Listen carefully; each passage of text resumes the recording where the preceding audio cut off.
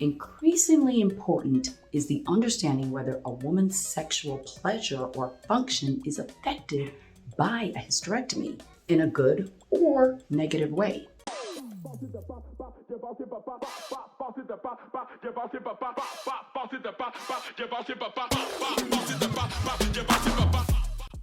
Hysterectomy involves the removing of the uterus. It is one of the most common surgeries performed in the United States for a variety of reasons, most obviously uterine cancer. However, most hysterectomies, almost 90%, are not done for cancer. They may be done for fibroids, pelvic organ prolapse, where things are falling down through the vagina, endometriosis, heavy menstrual bleeding, etc.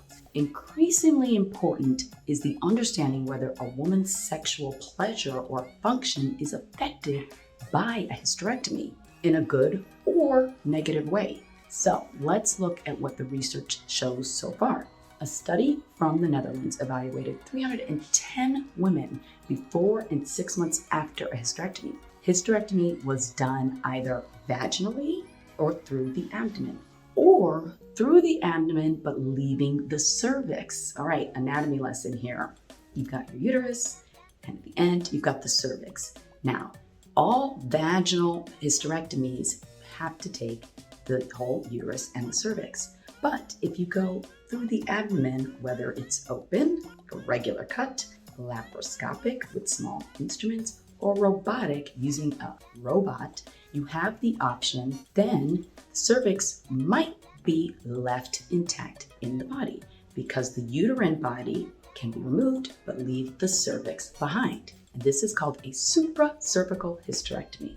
Sex was better in every group.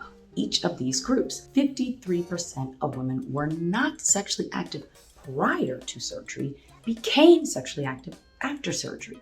Now, the Journal of Sexual Medicine published a systematic review and meta-analysis analyzing 32 studies looking at sexual function over 4,000 women after having a hysterectomy for a benign condition, meaning they didn't have it for cancer, which is, again, the most common reason why hysterectomies are done, for benign reasons. And what researchers found was that hysterectomy did not significantly affect sexual function regardless of how it was done. Again, through the abdomen, through the vagina, laparoscopic, regardless, didn't matter. And regardless of whether the cervix was left intact or whether it was removed with the uterus. But having both ovaries removed with a hysterectomy, which by the way is called an oophorectomy, was associated with a lower vaginal lubrication and orgasm when compared to keeping the ovaries. Now, most of the women across these studies, and when we look at these studies, these aren't the only two, but most women who get a hysterectomy for benign conditions, including these studies, had some degree of sexual dysfunction before surgery, meaning something wasn't right about sexual intercourse in some way, whether it was pain, it was discomfort, negative self-image, low libido, etc. Which means the results may be different in women who have no sexual complaints prior to surgery.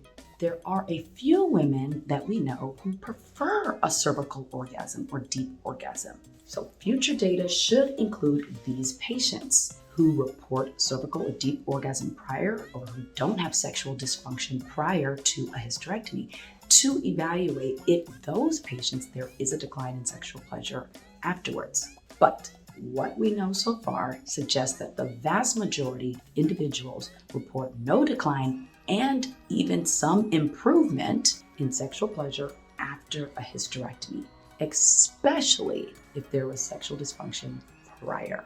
And that makes sense. I mean, endometriosis can cause pain with sex, uterine fibroids can be uncomfortable, pelvic organ prolapse. We know that there are significant body image issues that can affect sexual pleasure. Once you get these corrected with surgery, which may include a hysterectomy, yeah, you're gonna feel better.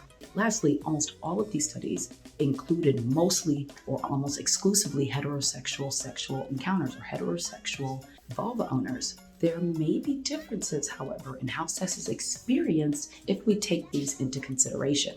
So that's what I have.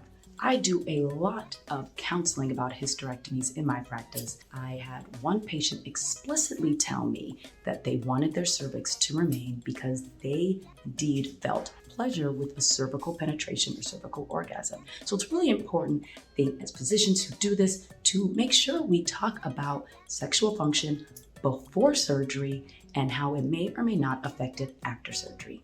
All right, let me know what you think. If you've had a hysterectomy, and you feel like sharing, let us know in the comments. And as always, make sure you subscribe, hit that bell, and join every Wednesday right here for all things down there.